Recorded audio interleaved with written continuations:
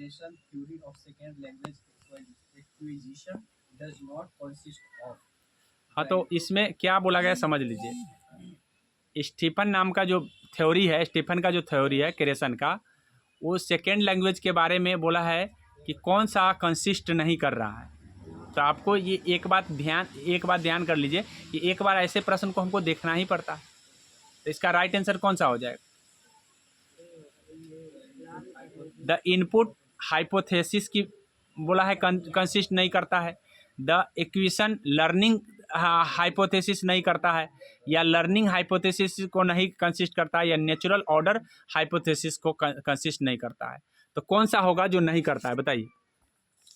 तो Stephen creation के बारे में हम क्या हिंदी में आपको पेडागोगी में बताए हैं? बताएं या नहीं बताएं, बताइए।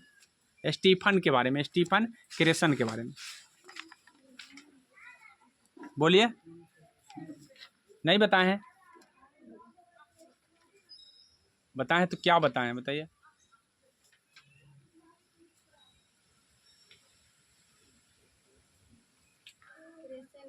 हाँ, I+1 का अर्थ बताया है कि विद्यार्थी के समझ क्षमता परिकल्पना दिया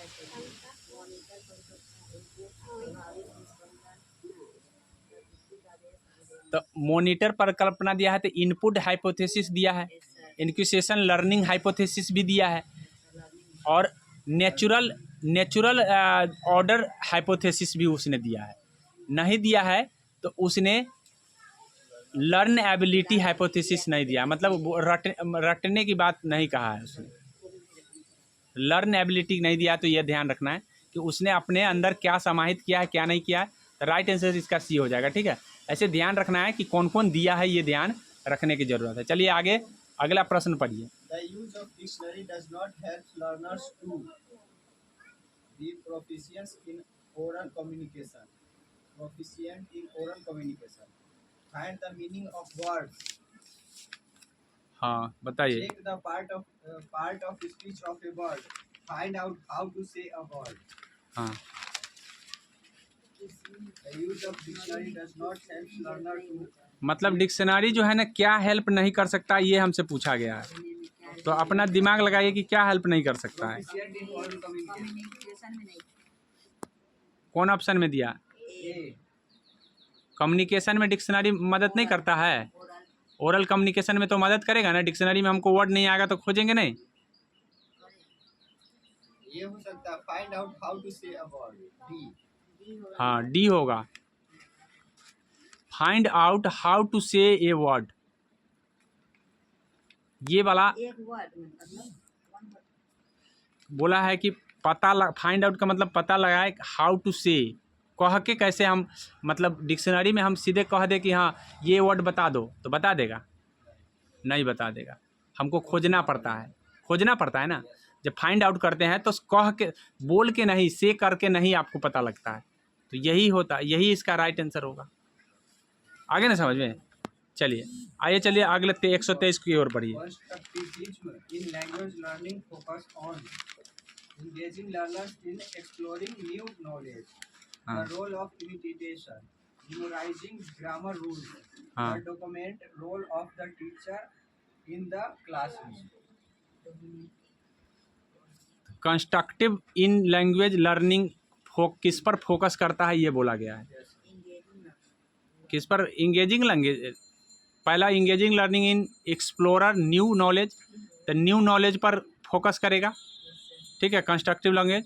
या रोल ऑफ इमिनेशन, नकल पर फोकस करेगा, या मेमोराइजेशन, याद करने पर फोकस करेगा ग्रामर को, या dominate role of the teacher in the classroom, या डोमिनेट रोल को करेगा। तो जो भी पहले से डोमेन किया है रोल, उस रोल को जरूर है कि टीचर के द्वारा पहले आंका जाएगा, तभी वो कंस्ट्रक्टिव लैंग्वेज कहलाएगा। आप समझे? तो ये डोमिनेट रोल होगा, सबसे पहले होगा कि constructivism is language learning the domain role of the teacher in the classroom.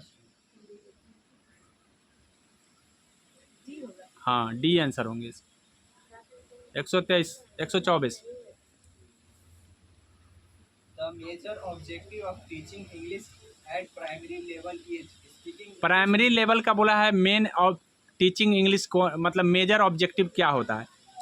speaking English in British assessed, scoring good marks in the exam, knowing the grammar of English, using English in different situations of life.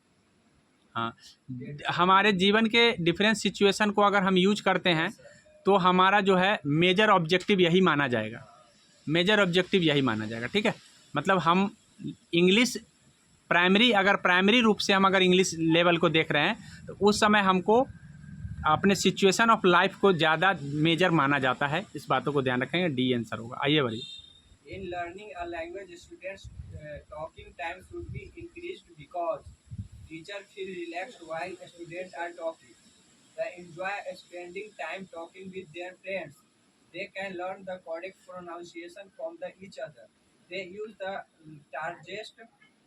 largest language for various purpose. देखिए बोला है यहाँ पे कि learning language जो है student talking time should be increase because, मतलब talking के टाइम में लर्निंग लैंग्वेज को इंक्रीज कर लिया जाता है। इसका क्या कारण है? तो इसका कारण है कि इस समय जो है ना, जो भी मतलब हमारे एक पर्पस नहीं होते हैं, बहुत सारे पर्पस होते हैं। अब बहुत सारे पर्पस होते हैं तो उस समय हम सारे पर्पस को टारगेट करते हैं, सारे पर्पस के बारे में टारगेट किया जाता है, तो उस समय हमको ज़्यादा से ज़्यादा हम इंग्लिश को सीख पाते हैं। तो इसका भी डी ए आंसर होगा।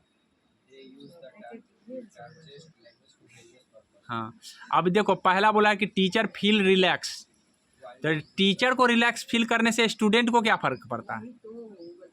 हाँ, the enjoy spending time talking with their friend, मतलब हम कह रहे हैं कि बीते हुए टाइम को हम क्या कर रहे हैं, टॉकिंग विथ देयर, अपने स्पेंडिंग टाइम को हम बिताने में ज़्यादा से ज़्यादा हम करेंगे तो हमारा जो इंक्रीज जो लर्निंग लैंग्वेज होगा वो इंक्रीज करेगा। तो ऐसे नहीं होते हैं। और they can learn the correct pronunciation भी इसका एक काम नहीं आता है। तो राइट आंसर इसका डी ही होगा। 126। A teacher of class 5 is planning to teach grammar. Which one of the following might be a good strategy for teaching grammar? तो बोला है कि अच्छा ग्रामर पढ़ाने में क्या करना होगा, तो उसका एग्जाम्पल बहुत बढ़िया देना चाहिए। ठीक है, क्लियर एग्जाम्पल उसको देना चाहिए, गिविंग क्लियर एग्जाम्पल। ठीक है, उसके लिए क्लियर एग्जाम्पल देना चाहिए, तब जा कर के वो अच्छा से मतलब एक्सप्लेनेशन जो होना चाहिए थोड़ा सा क्लियर होना चाहिए। तो राइट आंसर बी हो जाएगा। आइए, Which one of the following is not true in relation to the use of children literature?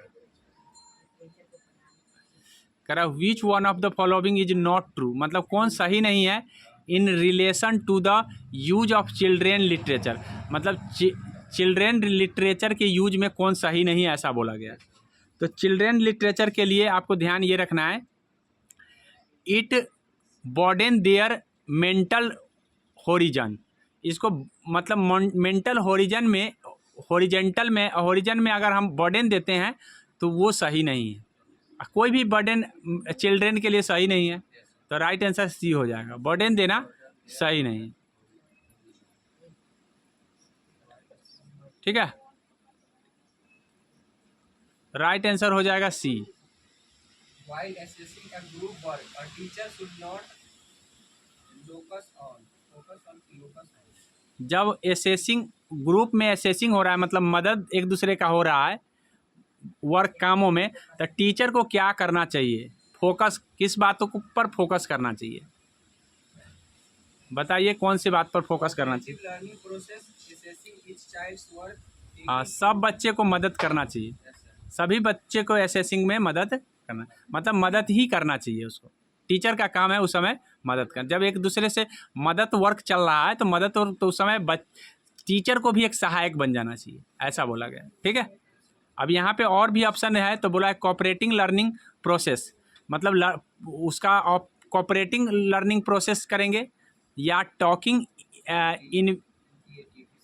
Initiative in work, मतलब टेकिंग शुरुआती काम को शुरू कर देंगे तो कुछ भी नहीं करेंगे, हमको असेसिंग ईच चाइल्ड होगा सबसे अच्छा। आगे पैसेज है, पैसेज के अकॉर्डिंग जवाब देना है। सर 129 नहीं है। अच्छा 129 में पैसेज नहीं है, चलिए आगे बढ़िए। A diagnostic test in English will help the language teacher to identify हाँ, तो डायग्नोस्टिक टेस्ट किस लिए किए जाते हैं ये बोला है। slow learners in her class, learning difficulties the learner face in English, the हाँ, topic which the तो learner- डायग्नोस्टिक टेस्ट जो है ना डिफ़िकल्टीज के लिए ही किए जाते हैं। मतलब learning difficulties in learner face in English, जब लर्निंग कठिन हो तो लर्नर फेस कर रहे हो कठिनता को, तो उस समय डायग्नोस्टिक टेस्ट किया जाएगा कि क्या दिक्कत है उसमें। कौन सा टेस्ट किया जाएगा? हाँ, डायग्नोस्टिक टेस्ट उसी समय होता है जब डिफ़िकल्टी को लर्नर फेस कर रहे हो। आगे समझिए, चलो आगे बढ़ो।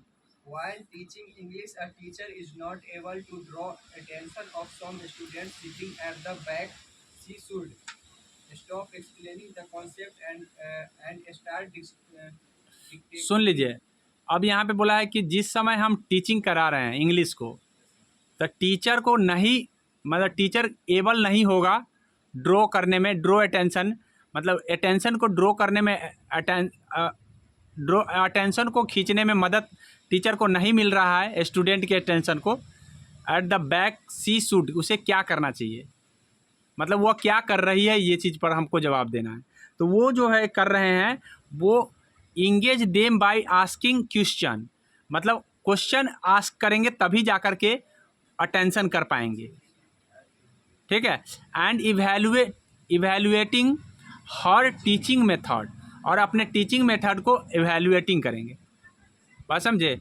तो यही होगा, इंगेज करेंगे आस्किंग क्वेश्चन में, तब जा कर के अटेंशन ड्रॉ कर पाएंगे, अन्यथा ड्रॉ नहीं कर पाएंगे, ठीक है।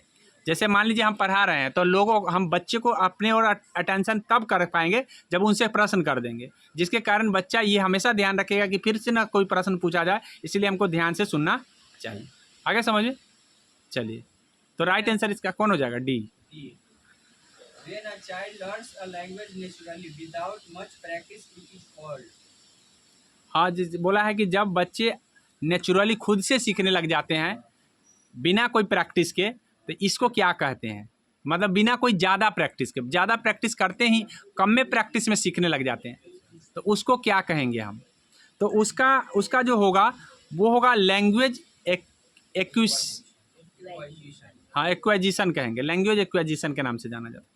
तो इसको तो ध्यान रखना है कि जब child naturally without much practice से सीखते हैं, तो उसको हम लैंग्वेज एक्विजिशन के नाम से जानते हैं, ठीक है। चलिए, The communicative approach to teach English focus on. तो कम्युनिकेटिव अप्रोच जो होगा इंग्लिश सीखने का, मतलब बोला है कि the communicative approach to teach English, सिखाने का जो इंग्लिश सिखाने का जो होगा किस पर फोकस किया जाएगा? Correct pronunciation of word. हाँ, तो प्रोनाउंसिएशन और वर्ड करेक्ट करना सिखाया जाएगा, तभी जाकर के हम इंग्लिश के मतलब अप्रोच कर पाएंगे, माने कम्युनिकेट को हम अप्रोच कर पाएंगे। तो the communicative approach to teach English focus on correct pronunciation of word. Answer वही दियो. हाँ, करेक्ट प्रोनाउंसिएशन, यही आंसर होगा। अब यहाँ पे बोला है, अगला बोला है कि linguistic competence plus and ability to use the language appropriately. तो अगर यहाँ पे देखिए, कम्युनिकेटिव अप्रोच हमको करना है, मतलब हमको सिखाना नहीं है यहाँ पे, तो प्रोनाउंसिएशन पर ना ध्यान देना है। यहाँ पे हमको स्किल डेवलप, कम्युनिकेटिव मतलब संचार करना है, मतलब एक दूसरे से बात करना है, तो उस समय जो भी प्रोनाउंसिएशन होगा उस पर ना ध्यान देना है। यहाँ पे लिंग्विस्टिक थोड़ी ना बनाना है, हमको विद्वान थोड़ी ना उसके अंदर बना रहे हैं, हम तो यहाँ कम्युनिकेटिव स्किल को बढ़ा रहे हैं। तो यहाँ पे हम प्रोनाउंसिएशन और वर्ड के प्रोनाउंसिएशन पर ध्यान देते हैं। आगे ना समझ में। तो प्रश्न क्या पूछा इसके ऊपर डिपेंड करता है। Which one of the following is most important in developing reading skill at primary level? बोला है कि one of the following main important developing reading कौन है? स्किल प्राइमरी लेवल, अगर हम प्राइमरी लेवल की स्किल की बात करें तो कौन मोस्ट डेवलपिंग रीडिंग है? तो मोस्ट डेवलपिंग रीडिंग जो होता है वो ability to comprehended the text already read. ठीक है, मतलब जो बोला गया है कि which of the following most important in developing reading, तो रीडिंग को डेवलप करना है तो आपको कॉम्प्रिहेंशन पढ़ना जरूरी है। ठीक है, कॉम्प्रिहेंडेड द टेक्स्ट मतलब जो कॉम्प्रिहेंशन टेक्स्ट को है उसको ऑलरेडी अगर आपने रीड कर लिया है तो इसका मतलब आपने डेवलप स्किल को डेवलप कर लिया है। जो कॉम्प्रिहेंशन नहीं पढ़ा है उसका डेवलपिंग स्किल, अभी स्किल डेवलप नहीं है। जैसे आपको कॉम्प्रिहेंशन नहीं समझ में आ रहा है, इसका मतलब आपके इंग्लिश जो है ना, इंग्लिश में आपने स्किल डेवलप नहीं किया है। नहीं तो आप अगर करे रहते तो आपको कॉम्प्रिहेंशन आता। बात समझे ना? तो वही चीज़ यहाँ पे बोला है, ability to comprehended the text already read. Already अगर आपने इसको रीड किया है टेक्स्ट को तो इसका मतलब आपने स्किल को डेवलप किया है। आगे बढ़िए। While reading, a learners need to. हाँ, मतलब रीडिंग के समय लर्नर को क्या ज़रूरत होता है? सीखने वाला को बताइए क्या ज़रूरत होगा? बोला है translate the written symbol into corresponding sound to grabs their meaning. मतलब बोला है कि ट्रांसलेट कीजिए रिटेन सिंबल में into the corresponding sound to grabs their meaning. तो ये नहीं होगा क्योंकि हम सिंबॉलिक मीनिंग में नहीं करेंगे, क्योंकि यहाँ रीडिंग कर रहे हैं। अब ये अगला है perceive and decode letter in order to read words. ठीक है, तो यहाँ पे प्रिसाइव एंड डिकोड ही करना सही होता है। तो जब भी हम रीडिंग कर रहे हैं तो एक लर्नर को प्रिसाइव और डिकोड करना जरूरी होता है लेटर का। ठीक है, ऑर्डर टू रीड वर्ड्स मतलब वर्ड रीड करने के लिए ऐसा ज़रूरत है। हाँ, बी आंसर होगा इसका।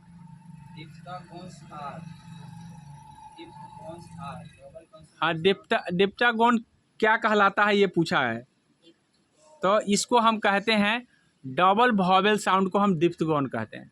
याद करने वाली बात, डबल वॉवेल साउंड को हम क्या कहते हैं? डिप्टागोन।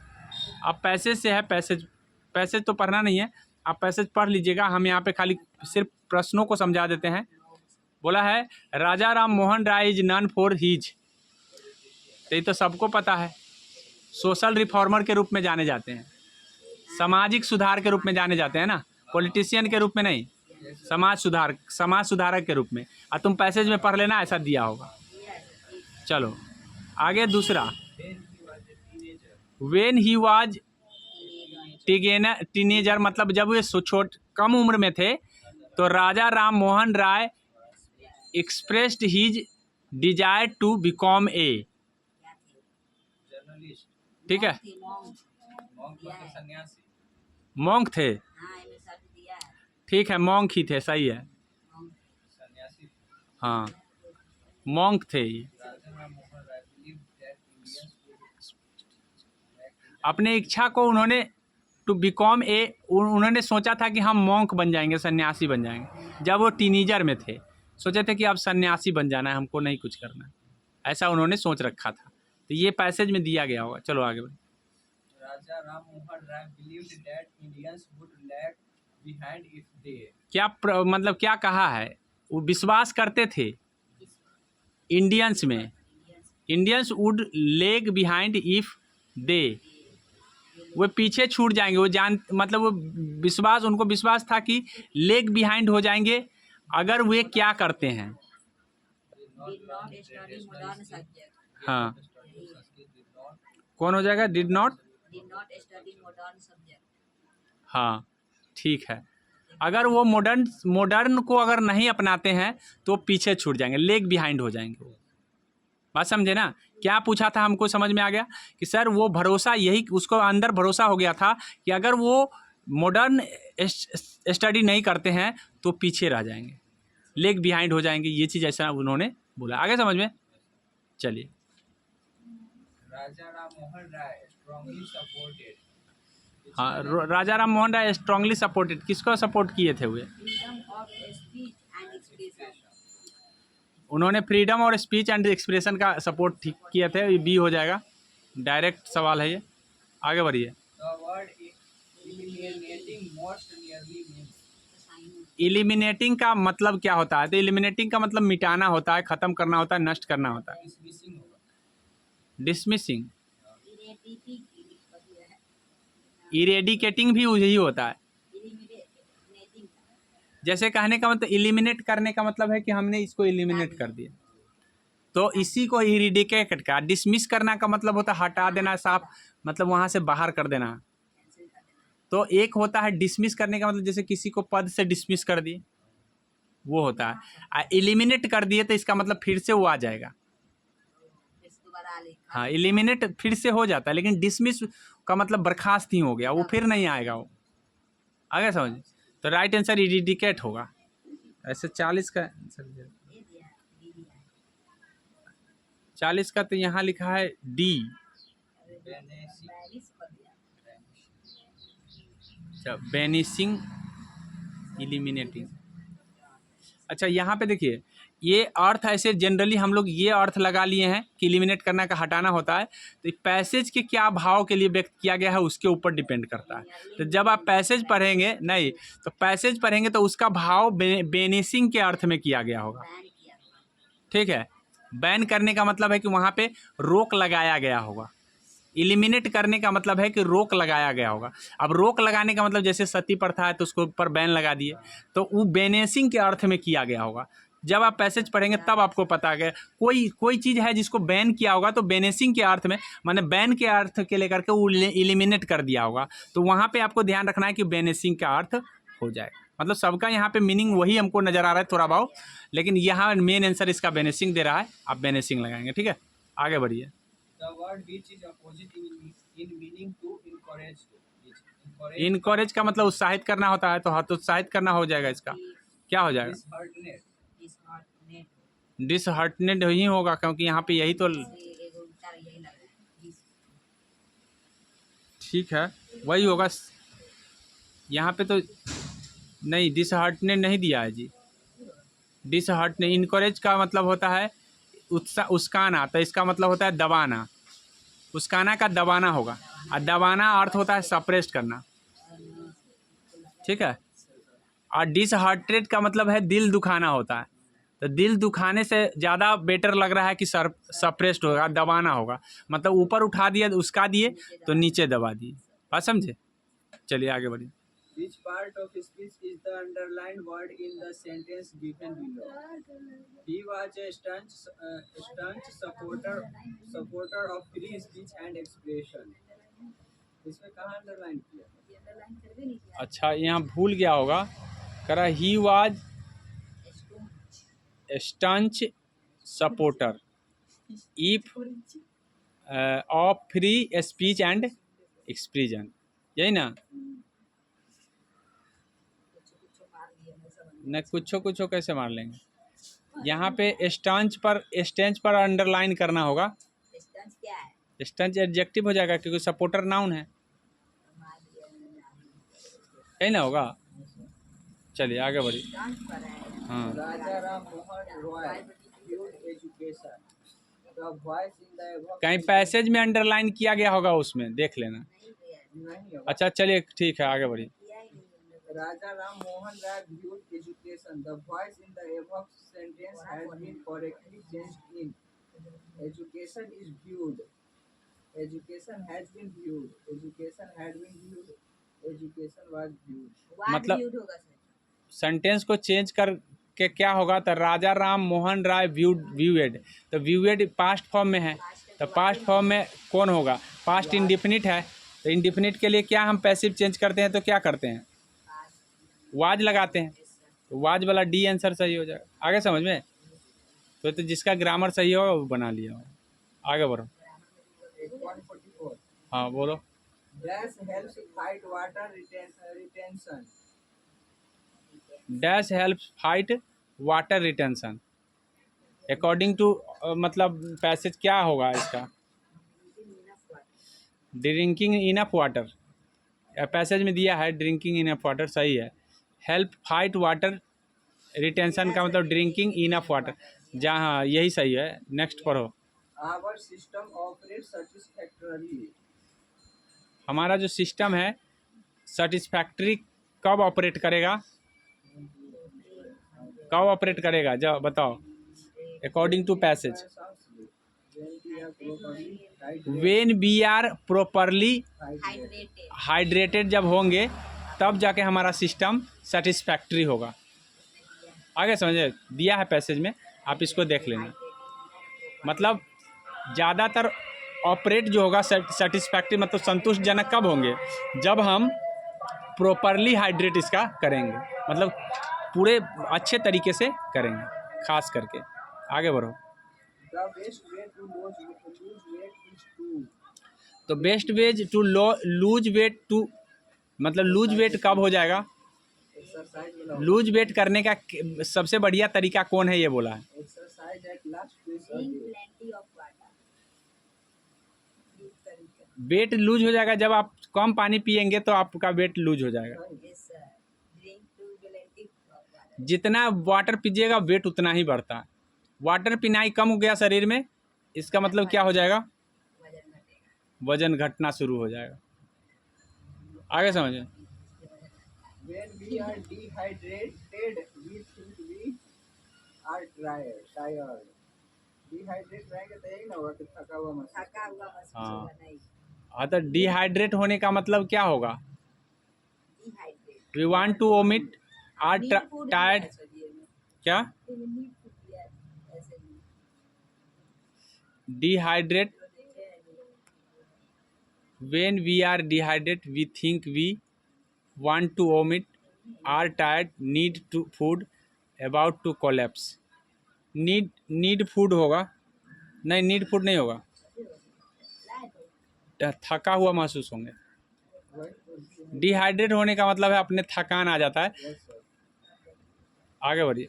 The word irritated most nearly means irritated का most nearly हाँ इरिटेट का मीनिंग क्या होता है, frustrated. फ्रस्ट्रेट ही होना चाहिए, Frustrated. लेकिन यहाँ पे अकॉर्डिंग टू पैसेज अनईजी है, ठीक है। Uneasy. इरिट जैसे कहने का मतलब है यहाँ पे आंसर ये फ्रस्ट्रेट भी हो सकता है, लेकिन अकॉर्डिंग टू पैसेज अनईजी होगा। क्यों होगा, क्योंकि हम अनईजी के लिए इरिटेट का प्रयोग किए हैं।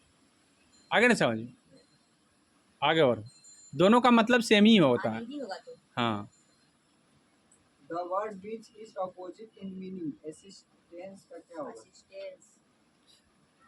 अपोजिट मीनिंग असिस्टेंट का, यही ना। Resistance होगा. अच्छा हाँ रिसिस्टेंस ही होगा, Assistant करेगा। सहयोगी का विरोधी होगा, सही है। Your body use water for fat. The voice in the above sentence has been correctly changed in इसको voice में active to passive. हाँ योर बॉडी यूज है, यूज वाटर फॉर फैट, तो यहाँ पे कौन टेंस है, प्रेजेंट indefinite. यूजेज है ना। Sir, indefinite. इंडेफिनिट है तो इंडेफिनिट को हम बदलते हैं तो ईज आर का प्रयोग करते हैं, तो वाज वाला होगा नहीं। Water is used. हाँ for water fat is by- being लगेगा क्या, बीइंग तो लगता है Being कंटिन्यूअस में, Yes, sir. तो कौन होना चाहिए, सी हो जाएगा। आगे समझ में, तो बस इस तरह से आपको समझना है। इसी बात पे अपने आप को ध्यान दीजिए। भूख लगता है कि चलिए ठीक है, अब अगले सेट के साथ मिलते हैं।